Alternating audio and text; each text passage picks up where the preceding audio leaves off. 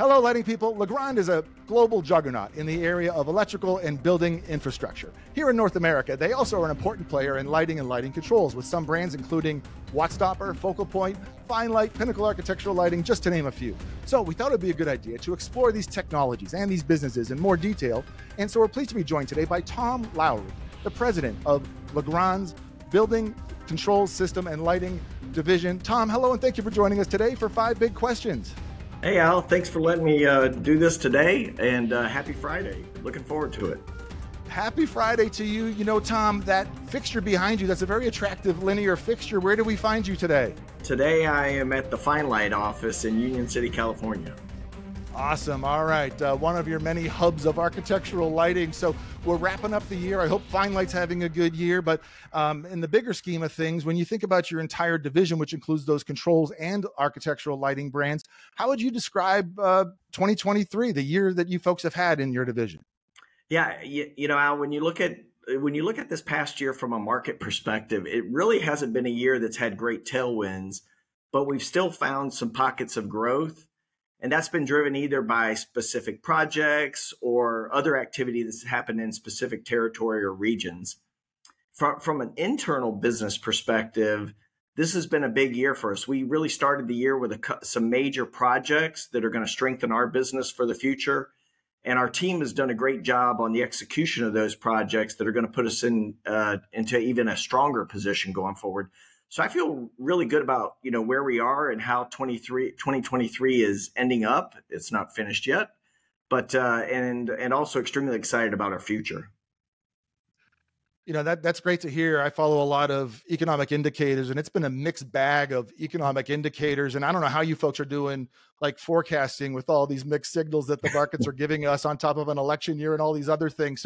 So hats off to you. And I'm glad that you folks are finding a way to navigate through all those challenges and opportunities. So when we think about Legrand and, you know, the fact that it's an electrical and building infrastructure company with a worldwide presence, we've seen other such companies take important investments in lighting. Companies like Hubbell and companies like Schneider and companies like Eaton have done that, but then they've also divested their lighting divisions. Somehow Legrand seems to be doing very well and with no signs of stopping. What are you folks doing differently, or how are you folks developing a lighting culture tailored towards the uniqueness of the lighting customer? Yeah, well, you know, if you look at our strategy, which goes back almost a decade now, because we acquired Pinnacle almost 8 years ago. Our strategy from the beginning was to acquire great brands and then to protect and nurture those relationships that those businesses had already developed in the marketplace.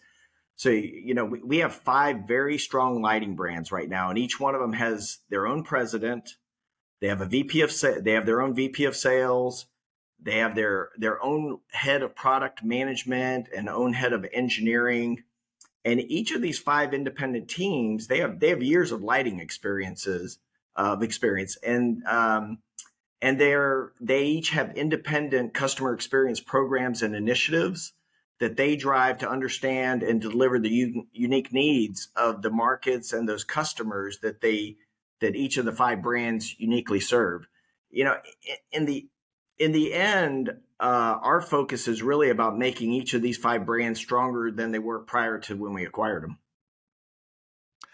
And just as an industry observer, it actually feels like you folks are actually doing that, and in some areas doing it with vigor. So that's a great way to kind of wrap around that story about your architectural brands. But even though Pinnacle was 8 years ago, Wattstopper dates back to the 1990s when all that legislation and everything was fueling growth for California-based Wattstopper, which is another major player, obviously, in the control space. You've since added other brands like Vantage and Encelium most recently. So when you think about the complexities of the control space, the analog world that Wattstopper was in when you acquired them, and now the digital and connected world that we're in today, where do you see this space going on the control side of things? Yeah, you know, Al, if you look back, I mean, Legrand acquired Wattstopper in '96, as you said, and you know that's 28 years ago now that the business has been part of Legrand. So you know, the growth of lighting controls has historically been driven by the state energy codes, and that's continuing. And energy codes are going to continue to strengthen and become more more rigorous. around energy savings, which is going to drive the lighting controls business.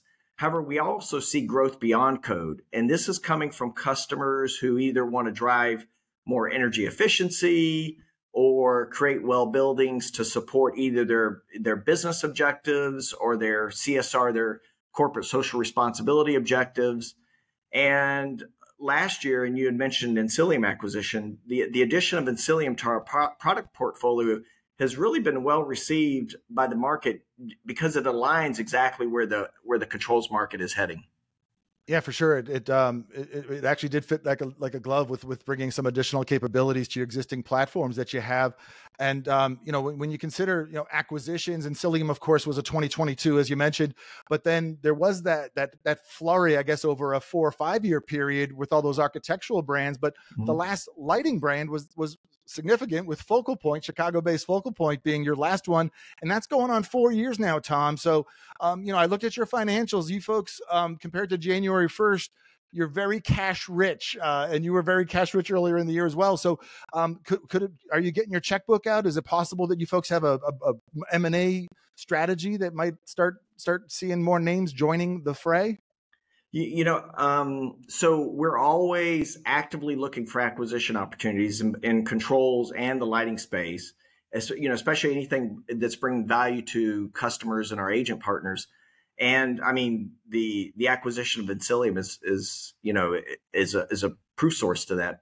As for the lighting acquisitions, we have been looking at businesses that have become available since the Focal Point acquisition, but ultimately they weren't a strategic fit. So, we feel we currently have a strong portfolio of lighting businesses, and we're very happy with what we have, and excited about the future. But we are continually, like I said, actively looking for other opportunities. So we'll see what will come. All right. You're not tipping your hand, and I respect that, but it's very exciting brand portfolio that you've put together. I did observe at Light Fair earlier this year, where you folks had a very strong presence, that two brands like the one you're at now, Fine Light, was on the polar opposite side of the booth as another one, such as like Pinnacle, because you have some product categories that overlap. In many markets, you have separate agents. So like you mentioned earlier, there does seem to be some kind of independence within each of those with their own president, et cetera. But I guess, how does that autonomy equation work? Because I picture the sales forecasts that roll up to you, they might have the same $2 million lighting job in it, but only one of them is going to get it. So how does this autonomous structure actually work and succeed for you folks? Yeah. So, I think there's several things that go into having brand autonomy. And, I already mentioned a little bit of what I think is the most important one, which is really the organization structure. And if you look at our organization, if you add in the 5 lighting brands, and then you also add in our controls business, we have 6 independent leadership teams. And each one of them has a president and their own sales team and their own product management team. And that's foundational. That organizational structure that way is foundational to providing the brand autonomy. The second thing that really drives that brand autonomy is making sure we preserve that brand's personality, that personality that brand had before we acquired them. And then also, how does that brand present itself to the market? And we spend a lot of effort and a lot of time making sure that we preserve that for each of the brands. And then, I think the third thing is really around the sales channel. And if you think about, going back, Pinnacle being the first 8 years ago, still to this day, after that, we only have 2 agencies who represent all of our brands. And so each of the businesses really run autonomously. And that's foundational to our strategy for success. Yeah, that's remarkable. And I think you might be referring to New England and St. Louis, if I'm not mistaken. Correct. Is that correct? Yeah.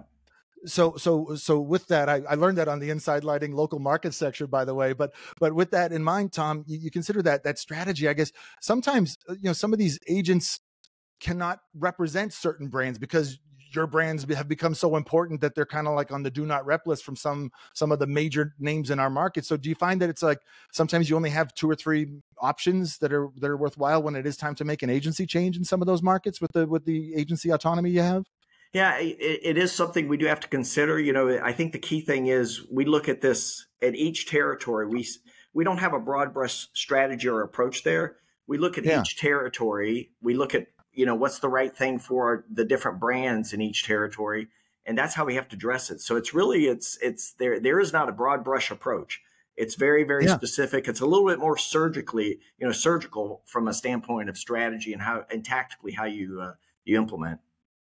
That's awesome. Well, hey, I'm excited to see what's coming from you folks later this year. I think I just saw a product launch out of Focal Point for some natural wood type products. So that looks very exciting. So you folks continue to kind of add to the mix and put together an interesting strategy. So Tom, thank you so much for the conversation and the insights and the information, and thank you for joining us for 5 Big Questions. Well, Al, thank you very much. Have a great weekend.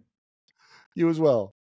Hey there, we really enjoyed that discussion. We hope that you did as well. Be sure to click that big LED logo next to me, and what that'll do is subscribe you to our YouTube channel so you don't miss the next 5 Big Questions interview. And YouTube subscribers always receive an early preview to the next interview before we even post it on the Inside Lighting website. Thanks, and we'll see you next time.